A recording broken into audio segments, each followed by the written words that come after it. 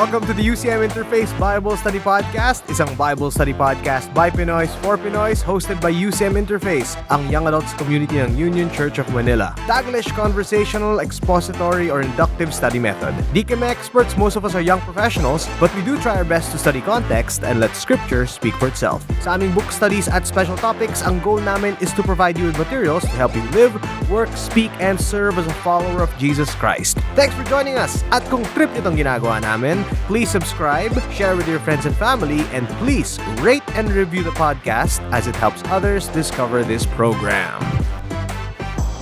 Hello everybody! My name is Gutch. I am a commercial voice artist. Ako si Rainier, ang Young Adult Ministry Director sa Union Church of Manila. I'm Anna. I'm an artist educator. And I'm Anton. I'm a risk data analyst. I'm correcting myself from last week because I'm not a strategist. I was told that by my supervisor. So You misrepresented yourself. I listened to it and I wanted to make sure that I corrected myself this week. Okay. So you're now you risk Data analyst, not a strategist. Strategists are the more hands-on people who make like the quote-unquote solutions to stuff. So analysis of the data. Yeah, I study the data. Wow, okay. Okay. All right. So that changes very little of the things that I don't understand in life.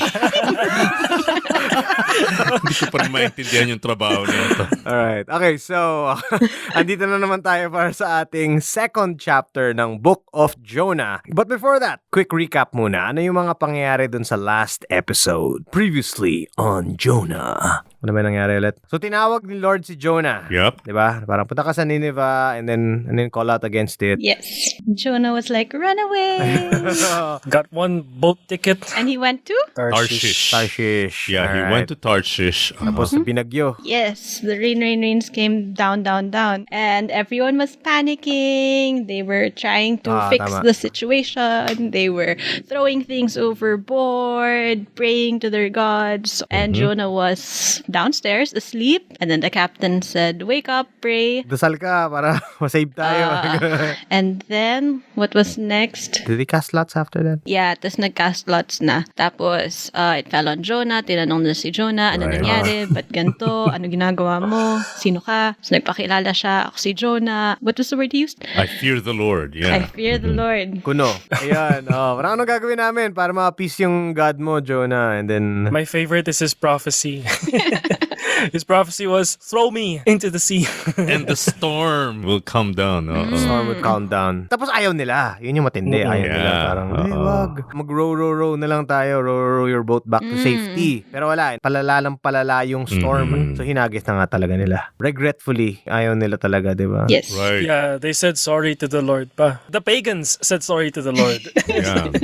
Hinagis nila. And that's where we ended because the last verse of the first chapter is where we're gonna start for the next one. The last episode ended with the pagan sailors greatly fearing God. They feared a great fear. They offered a sacrifice to the Lord, in a way, parang an expression of worship, Yes. and then made vows. Yeah. Importante yan. Doon tayo natapos, that's verse 16. So for our episode today, we'll start with chapter 1, verse 17, and then the whole chapter 2 na 10 verses lang naman. Okay. Although dun sa reading natin is just Jonah 2. But the discussion from chapter 1, verse 17. But before we discuss, let's go through our reading of Jonah chapter 2 in 3, 2, 1.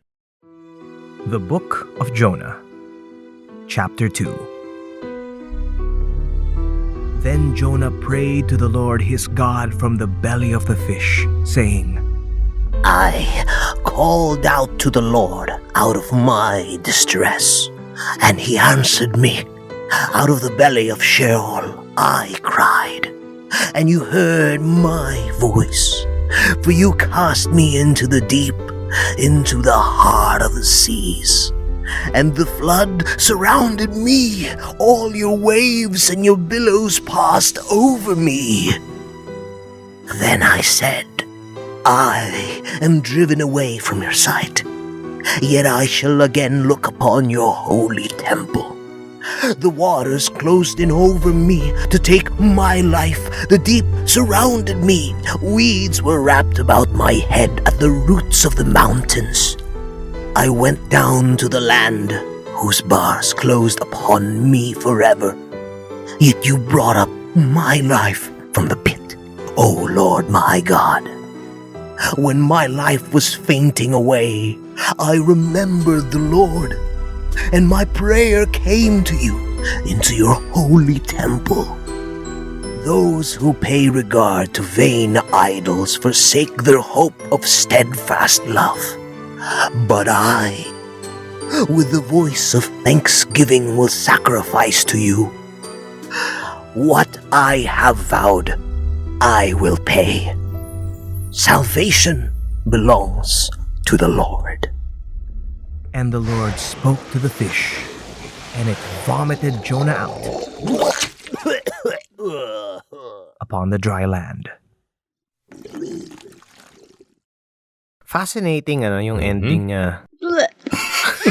Okay, so for this episode, we're gonna start our discussion with Jonah 1, verse 17. And so I'll start with that reading na rin. Yeah, go ahead. And the Lord appointed a great fish to swallow up Jonah, and Jonah was in the belly of the fish 3 days and 3 nights. Well, nagkakaroon ng mas prominence sa story ni Jonas the big fish, although we know that the fish was only mentioned in verse 17, and then in chapter 2, verse 1, and then verse 10 of chapter 2. Yun lang yung reference, pero somehow, biglang siya yung naging pinaka-importante din sa story. Well, in most children's version of, children's books version of Jonah. But anyway, tingnan nyo to Itong gusto ko makita nyo. Again, the Lord provided. He provided. Provided ba yung nasa... Sa iba would be appointed, I suppose. My version says designated. Designated. But the point here is, again, God is using certain agents. Another agent. Yeah, and they all are from His creation. And this time, it's a huge fish. Alam mo, fascinating dito, dun sa mga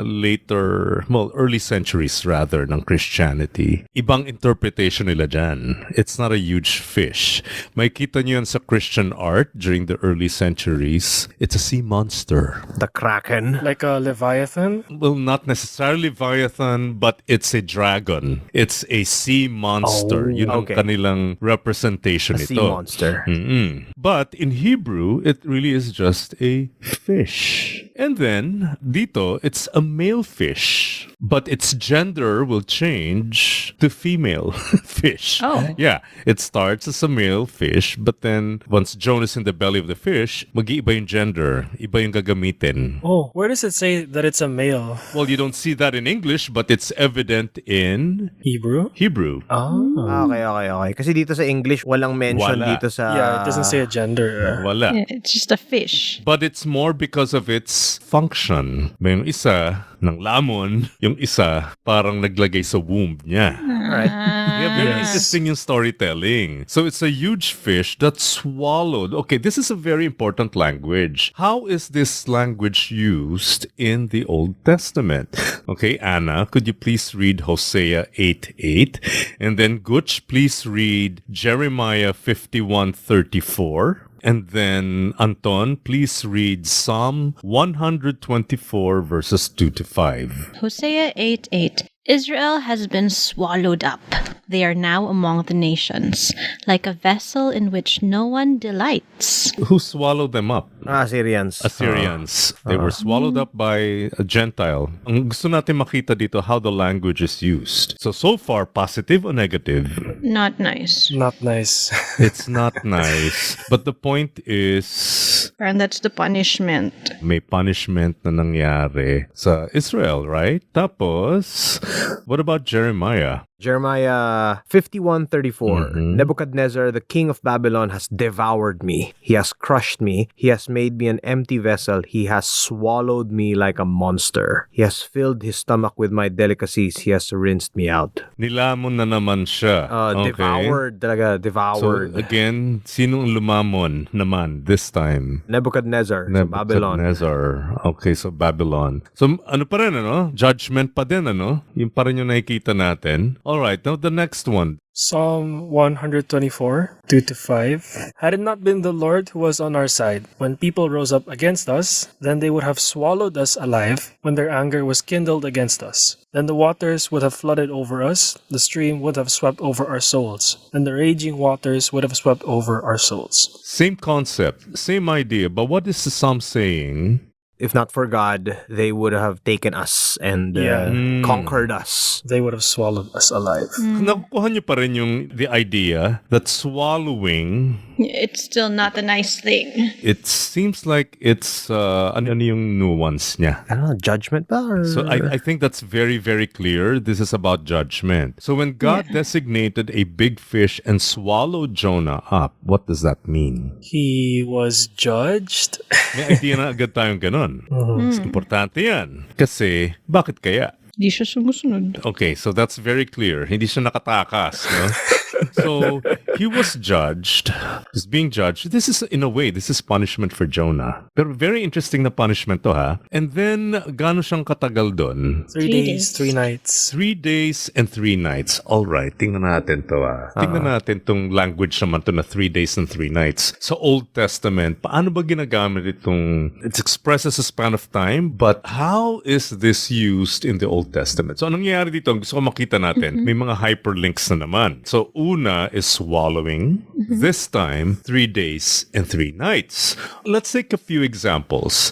Halimbawa, itong Exodus chapter 3 verse 18, chapter 8 verse 27, and chapter 15 verse 22. Sige, okay, so 3:18. And they will listen to your voice, and you and the elders of Israel shall go to the king of Egypt and say to him, The Lord, the God of the Hebrews, has met with us, and now please let us go a 3 days journey into the wilderness, that we may sacrifice to the Lord our God. 3 days journey. It's a 3-day journey to the wilderness. Yan, Okay. Wilderness. Alam naman natin, pag wilderness ang ginamit na language sa Old Testament, parang palaging merong uncertainty dyan because the wilderness is always a place where, it's dangerous. Okay? Sige. 8:27. We must go a 3 days journey into the wilderness and sacrifice to the Lord our God just as he commands us. So this is a must, but then it's a 3-day journey to the wilderness. And again, that's a very dangerous journey. And then 15:22. Then Moses led Israel from the Red Sea, and they went out into the wilderness of Shur. And they went 3 days in the wilderness and found no water. Ooh, found no water.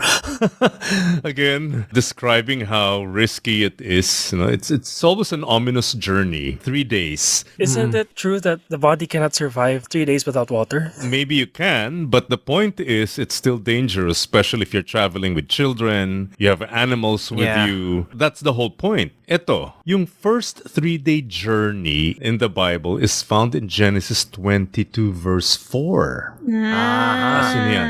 Ano yan? Wow. On the third day, Abraham raised his eyes and saw the place from a distance. This is Abraham and Isaac. Right. Again, anong idea? May unknown aspect and tension. Right, Parang ganon. right. Suspense. Go to the unknown. Right. Into the unknown. Oh, yan, di ba? Parang testing ito, no? So, Yeah. Testing, danger, yeah, it's maybe a suspense. time of testing. Marami pa yung references sa Old Testament. At lahat dito, sa examples na to, I just won't mention all the other references. Meron talagang, it implies, a danger, uncertainty. However, there's also a possibility of deliverance at the same time. As with all the references na sinabi natin kanina, Exodus and the Genesis, yeah. Yeah, lahat yan. There's still a possibility of deliverance or safety in that rather ominous journey. So you get the point. Ito pa lang sa verse 17, ang dami na niyang gustong ipakita sa atin. This whole idea of Jonah being inside the fish means, well, there's something ominous happening. Yes, this is judgment, but we are to anticipate redemption. Or the possibility. Possibility of redemption. Yes. A lot of ideas in one verse. Inintroduce pa lang sa atin. So ngayon, from inside the fish, let me now move to chapter 2, verse 1. From inside the fish, Jonah prayed to the Lord, his God. Interesting. Nagpray na ba si Jonah no sa chapter 1? No. No. He just ran. He just ran. Nauna pang mag-pray yung mga kasama niyang mga pagans, di ba? Exactly. Yung mga pagans na nagpe-pray but never Jonah. So this is the first time we're actually going to hear Jonah pray to Yahweh. Better late than never. Right. So dahil ito nga, dahil inside the fish na si Jonah, in Hebrew, babae na yung fish. Oh. Babae na siya. Now, he said, okay, ito na yung prayer ni Jonah. Let's listen to the prayer. Sige, pakibasa yung verse 2.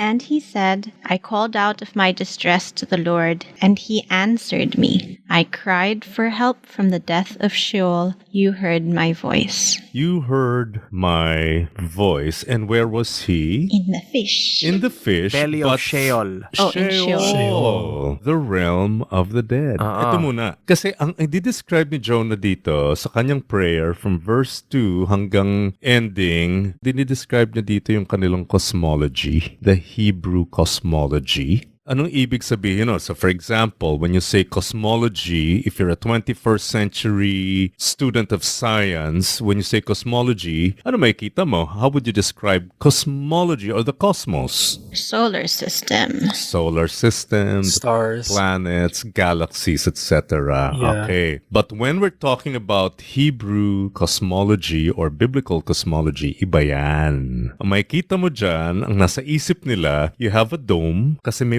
water sa taas at may water sa baba. Yung dome supports the waters above so it doesn't fall to the land, to the ground. Parang hindi mag-collapse yun. Otherwise, pag nag-collapse yan, and it happened, nangyari yan kay Noah. So that's yung sa Noah na floodgates of heaven. Right, those are the floodgates. So Yeah. may dome, okay? Na may mga konting butas-butas yun to control precipitation. We talked about this in Genesis, right? Yes, we did. Yeah. The dome. So you have that dome. What you have also is waters below. We have waters above and supported by the dome or held by the dome, and then you have waters below. May nakalutang doon sa waters below. That's land. That's the earth. So imagination nila, flat earth. Okay. And then, na-imagine nila, kasi dito later may describe si Jonah. May roots. Yeah, roots of the mountains. Yeah, yung roots na yun are actually pillars supporting the land so it doesn't sink. Diba? Ganun Okay. sila. So you have the waters above, that's the sky. You have waters below and then floating, pero supported by the pillars or the roots, that's the land. And underneath the land, dun sa may tubig na, that's Sheol, the realm of the dead. That's the deep. That's the realm of the dead. Kasi the realm of the living is the land. And then the realm of God is the sky. Sa taas pa siya. On top of the dome. Ganon yung kanilang concept. So, kailangan makita natin to. Ang kailangan ma-imagine natin dito, yung cosmology nila. Yeah, yung parang we're looking at it from their culture, kung ano yung paniniwala nila during that time, rather than we're forcing our modern day perspective dun sa text. Exactly. You are not imposing your 21st century scientific instinct. Okay? Which they were not even asking during that time, diba? Yeah. Wait, so just so it's clear, is Sheol the water under the land, or is it like the land that the roots, quote unquote, are grounded on? From the mountains. Is there like a bedrock under the water? We don't know. Okay. I'm overthinking na. Diba? Basta everything under ayan. land, water, land, everything Sheol. Right. Kaya category niya is the deep kasi it's Yeah. like the unknown, the Ah. abyss, yung ganong klase. But now he's there in the realm of the dead. But is he dead? No. He's not.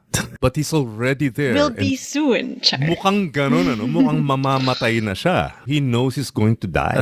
But look at the tense used.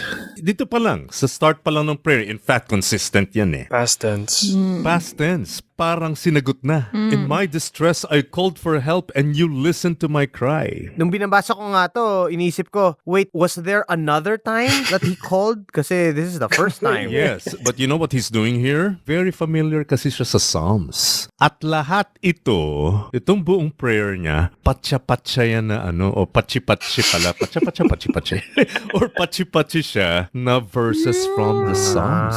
He's reciting the Psalms. Kaya naka-past tense. Interesting. Remix pala. Oh, remix ito ng mga Psalms. Andiyan ang Psalm 18, Psalm 120, Psalm 186. If you go to verse 3, that's Psalm 88. At the same time, because he's reciting, the Psalms, iba't ibang verses from Psalms, meron din siyang certainty kasi. I know what will happen. I know God will answer. I know God will listen. So may confidence. Di ba ganun din naman tayo when you recite Psalm 23 or whatever is your favorite psalm or whatever is your favorite Bible verse, right? Don't we do that also?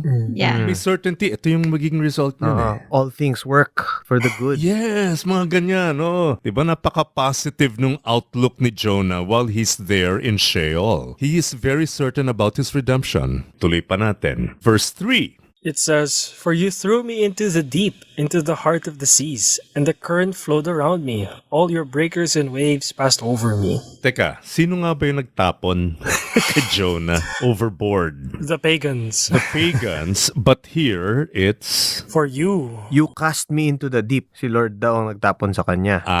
Okay. So he's acknowledging that it was God who hurled him into the deep. Pero, alamin din natin, this was punishment and why? Who was the author of his own circumstances? Jonah. Siya, right? Is God responsible for his rebellion? Hindi. Naintindihan naman niya, ikaw nagtapon sa akin dito, but so far, has there been an acknowledgement that he was responsible for his own rebellion? Meron ba kayo nakikita? No. No. Wala pa rin. Wala. Baka naman meron. Baka naman meron later. So tingnan lang natin. Gusto ko nang bigyan ng chance si Jonah. Okay, so verse 4. Then I said, I am driven away from your sight, yet I shall again look upon your holy temple. I have been banished from your sight. Paano ba to sa grammar? Anong tawag dyan? I have been banished. Passive? Ano yun yung... Passive voice. Which is funny because dun sa chapter 1, it's he fled from the presence of the Lord. So yun yung active statement. Pero dito, I am driven away from your sight. So it's like, nangyari lang to sa akin. Ay. Pero diba, yet I will look again toward your holy temple. What does the temple symbolize? Presence. Presence of God in the nation, right? Pero sabi niya dito yet I will look again toward your holy temple. It's as if he ran away and deliberately... He did not look at that temple. Well, we know that he never did. That's why he ran away. Pero ang dating dito, yet I will look again toward your holy temple. Parang he's implying that you don't like me, but I'm here. I've always been looking for you, seeking you. Why won't you love me back? The hugots. Right. Diba? Parang may slight gaslighting going on. It's not me, it's you. Pero umaasa ako na I'll be back. Na someday you'll see my dedication, my effort. Yeah, kasi when you say banished, wala na yan, parang permanent na yan I have been banished from your sight, parang permanent na, pero hopeful pa rin siya. And I will look again. So, meron na ba kayo nakikitang acceptance ng responsibility for his actions? Blaming the Lord. So far, wala pa. Pero meron pa tayong 6 verses. Baka lang meron pa. Okay, baka naman meron pa. Sige, tuloy pa natin. Verse 5. Water encompassed me to the point of death. The great deep engulfed me. Weeds were wrapped around my head.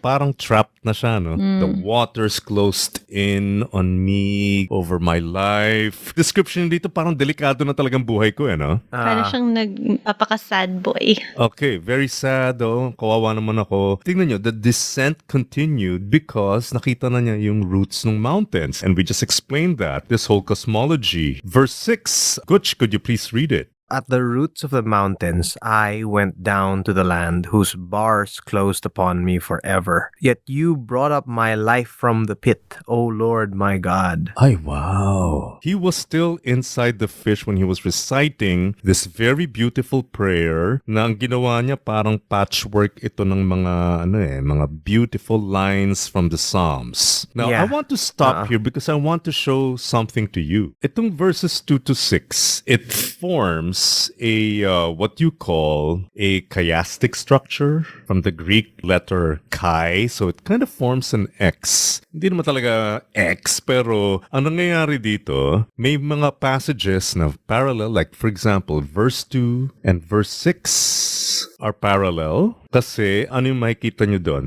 In my distress, I called to the Lord, He answered me. So He was in the depths of the grave, no? I called for help, You listened to my cry. And then what happened in verse 6? Andun na ako sa ilalim, but You brought up my life. You brought me up. That's 2 and then 6. Let's look at verses 3 and 5. So 3 is, For you cast me into the deep, into the heart of the seas, and the flood surrounded me. All your waves and your billows passed over me. Pagdating sa 5, the waters closed in over me to take my life. Tapos the Yan. deep surrounded me, weeds were wrapped about my head. Parang nabalot ka na, no? Parang naipit na siya. Naipit. Yes, and right in the middle is verse 4. So I said, I have been cast out of your sight. Nevertheless, I look again toward your holy temple. This is the very center of this structure from verses 2 to 6. What does the writer want to emphasize? Why did he make this the center of this chiasm? From the looks of it, because of the passive nature of the sentence, yung I'm driven away, throughout the whole thing, it's like, it's not my fault. Or nangyari na lang kasi to. Okay. Oo. Dami niya sinasabi na, ito, ang dami ko suffering, ganyan. Pero iniikutan niya yung obvious issue, which is, wait, you fled from the Lord. Yeah, it was him. It was you. Na ako yun, ako ito. Yeah. Ang dami-dami sinasabi describing how, the difficulties, the challenges, the danger, the threat of it all. But then, I will look again toward your holy temple, Lord. Gusto ko lang makita nyo, this, because later, sa conclusion natin, gusto ko makita nyo itong mga details na to eh. Let's finish the whole prayer. We're now in verse 7. So meron na pa tayong 4 verses. Baka lang magsusorry pa siya. Sige, Ana. Verse 7. While I was fainting away, I remembered the Lord, and my prayer came to you into your holy temple. Ah, wow. And when did he finally remember the Lord? At the brink of death, in the depths of Sheol. When he was about to die.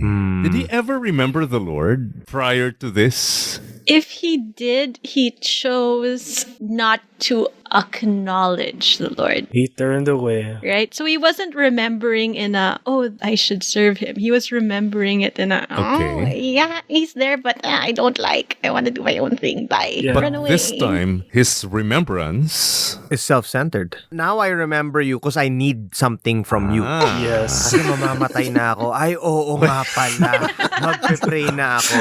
Okay. Ano yung verse 8? Anton, please read verse 8. Maganda yung verse 8 eh. Those who are followers of worthless idols abandon their faithfulness. Is he telling the truth? Is this a true statement?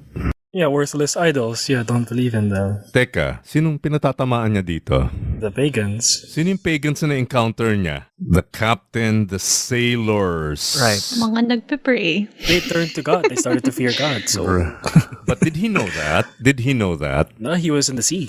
He was in the sea. Ah, yeah. Kasi wala na siya sa barko nun eh. But even so, what does this tell us about Jonah? Ano yung napapansin nyo na ngayon kay Jonah? Self-righteous. May pagka us versus them. Ah, there's an us versus them. Okay, what else? How did he view these pagans? It doesn't seem like he thought the pagans were na kaya silang ma-redeem. I see. Sounds like it. This is very telling. So in this prayer, another aspect of Jonah was exposed. Meron siya talagang prejudice. And he didn't even realize na andun na siya sa loob ng fish when he was, the brink of death. They began to fear the Lord. These pagans na talaga namang kinasusuklaman niya were the ones who were responding to the power of God, responding to God's goodness. They were the ones who were fearing a great fear of Yahweh, not him.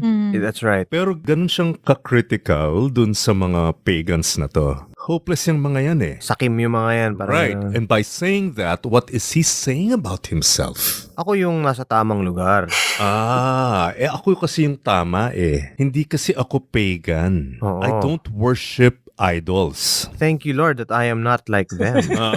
Diba? Ito yung tanong, hindi ba siya idolater?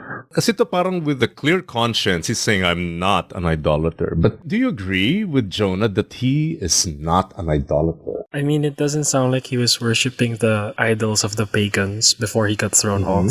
But Question. Like now when we say idols, right, we don't really see it as like a statue, right? It's anything that keeps you from putting the Lord in his Okay. rightful place as the number one thing ever. Did the Hebrews have the same definition? That's a good question. when Yahweh said, the kings should not own chariots and horses and many wives, bakit may ganung law? Because their hearts would go far from him. Their hearts would go towards those idols. Oh, they would go after earthly obsessions. And therefore, now we're talking about Jonah. We're given actually a hint.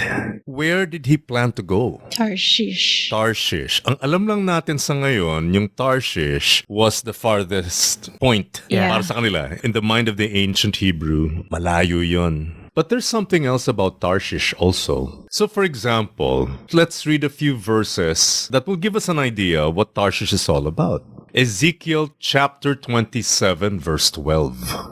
Tarshish was your customer because of the abundance of all kinds of wealth. With silver, iron, tin, and lead, they paid for your merchandise. Ano itong mga precious metals, stones na to? What does that kind of remind you of? Kayamanan. Kayamanan, yes. In fact, nung tinatayo yung temple, si Solomon, diyan kumukuha rin ng supplies niya. Oh, interesting. Because when you decorate the temple, you decorate it, especially like the tabernacle. Ano yung portrayal ng tabernacle? What's it supposed to represent? This is like, The garden. yes, Eden. Anong hinahanap ni Jonah?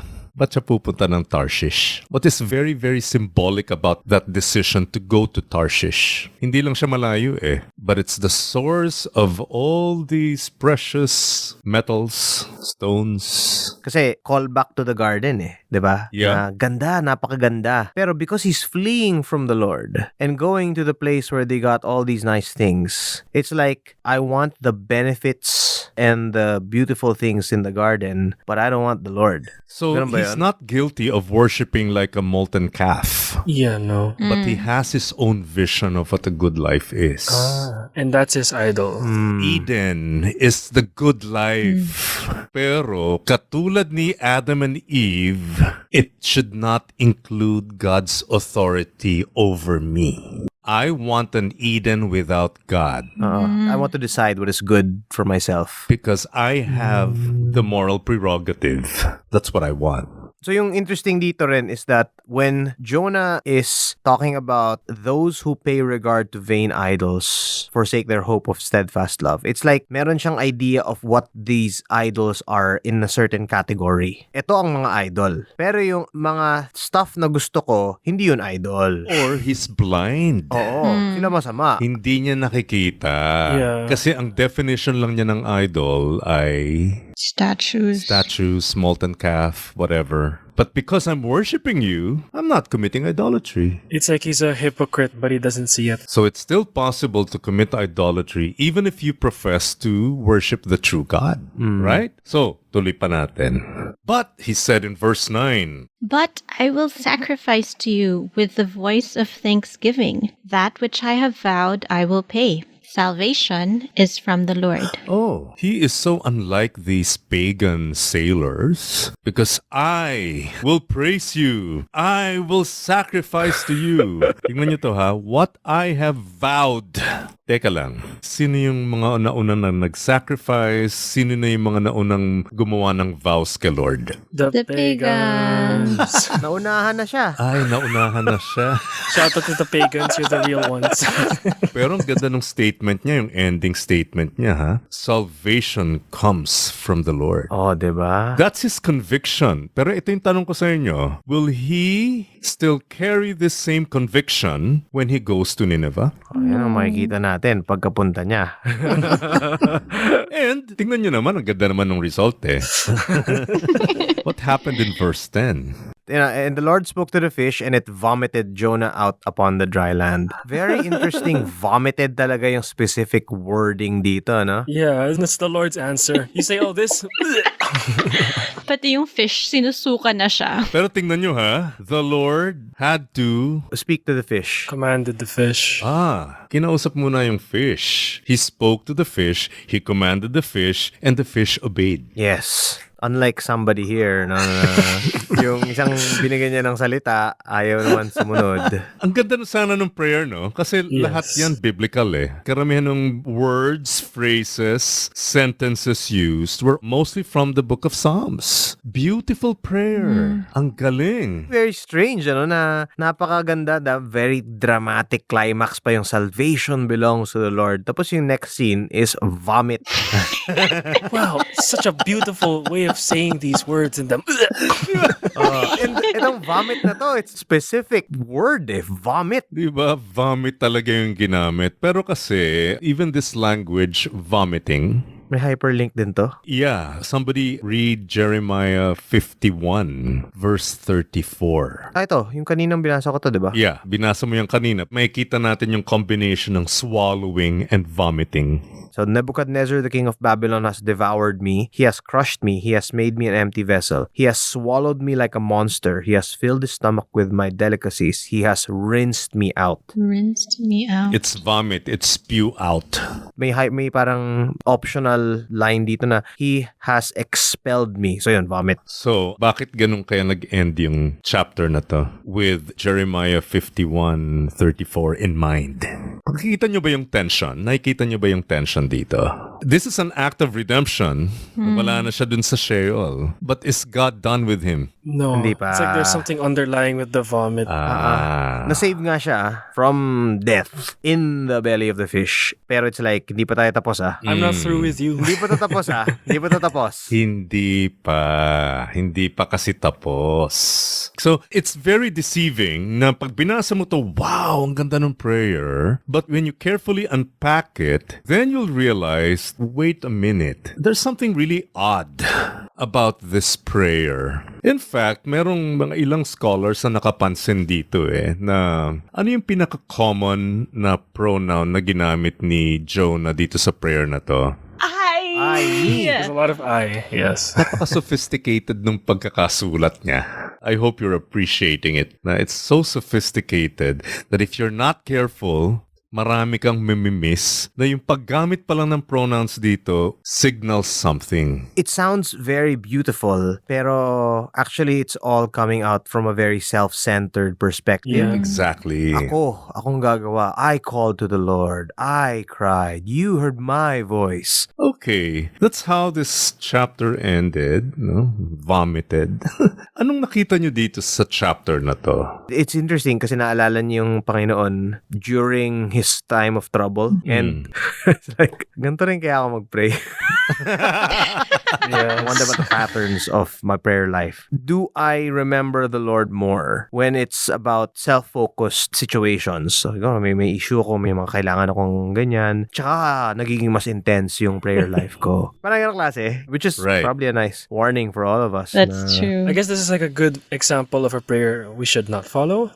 And there will be those tendencies, and I've experienced experienced it where you will sometimes really focus on yourself, praying for yourself, when in fact you should be revering the Lord, still recognizing His sovereignty, and not so much as to, make it feel like it's a transactional kind of thing. No? The idea of prayer. Oh, like, I'm doing this, you should be doing that. Yeah. If you're doing this, then I should be doing this, right? It's only fair. Like what you've been always saying, Rainier, right? It's a relationship. The idea of prayer is a conversation. And then here we see it's something. it's always eye-opening to read this chapter too. Really good reminder na parang when we pray, we focus on God. We focus on the fact that He really is such a sovereign God, and we should always be remembering that in our prayers. No, it's not just about What can I get? Yeah, what can I get? Yeah. Baka Jonah din tayo for prayer life. Yeah, baka Jonah tayo. That's very true. And look what happens if our viewpoint remains self-centered.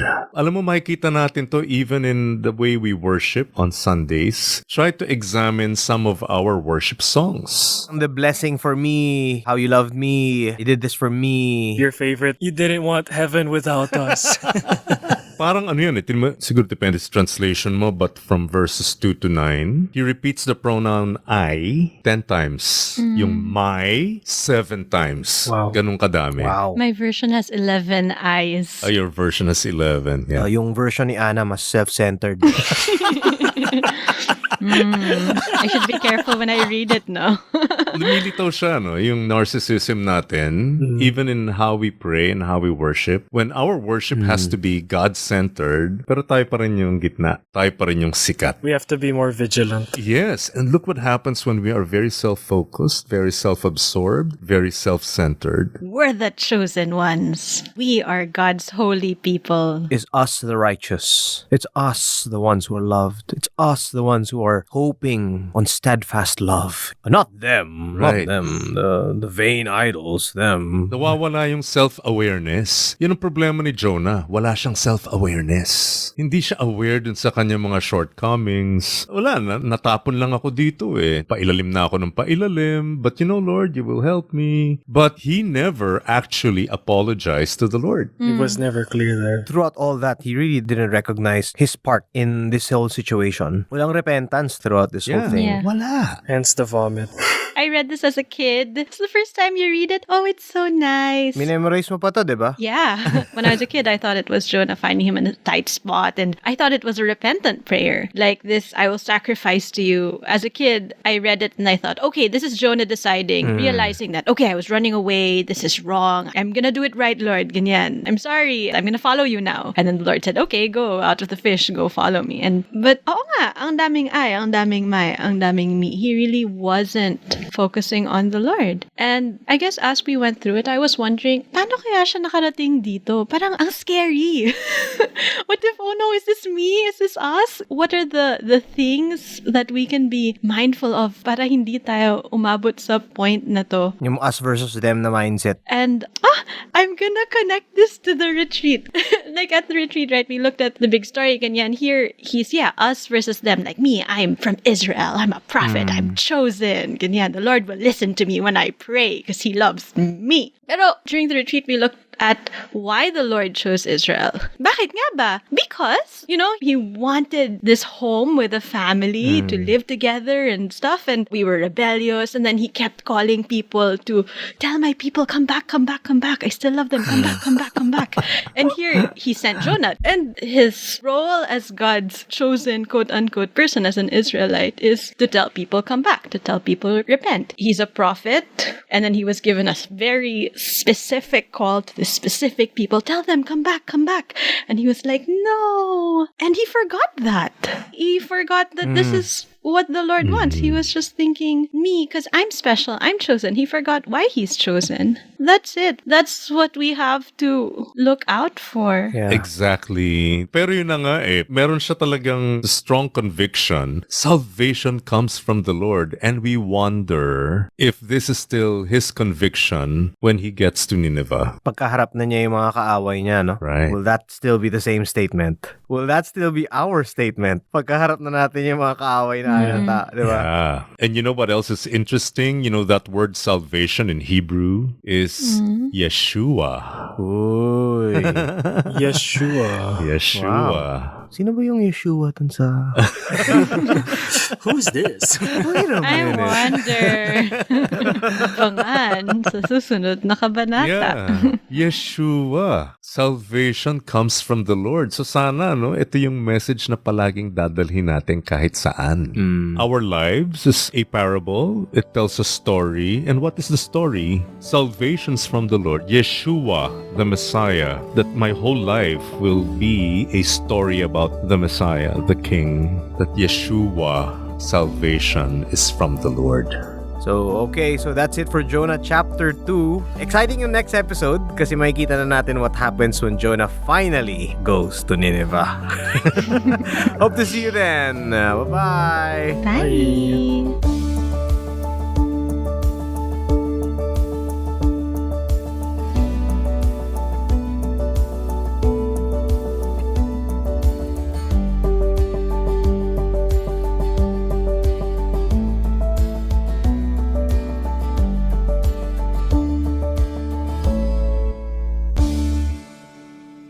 Thanks for listening to the UCM Interface Bible Study Podcast. If you want to know more about our ministry, check out the UCM Interface Facebook page or email us at ucminterface@gmail.com. Join us at Union Church of Manila, Rada, Corner Legazpi, Makati City. Thanks and God bless.